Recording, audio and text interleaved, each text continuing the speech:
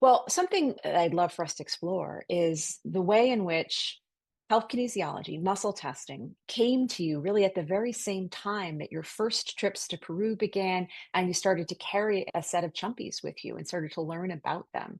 And that in many ways, these two elements are what's made the Sacred Center and Chumpy Illumination into the really unique form of healing and knowing and transformation that they are. Those two pieces have always been parallel and actually came to you at a very similar point in time and have always been complementing one another.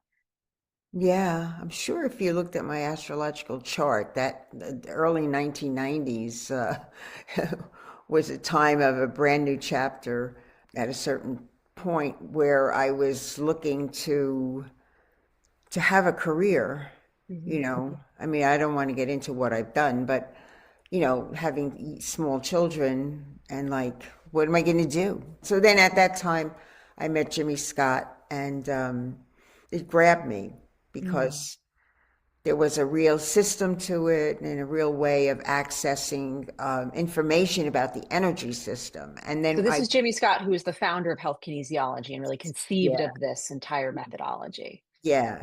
And a lot Mhm. of massage therapists in the area were studying with him and others too.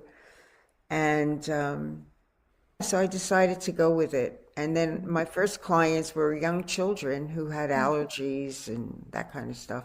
Mhm. And it just grew from there. And I took his classes, became one of his first teachers, and fascinating because he didn't have like a model that was set when he started. It Mm. grew along with people taking his classes as well, Mm. Mhm. and about Mhm. the possibilities of having a menu that's Right. extensive. You're sitting with a computer, you're being, Yeah.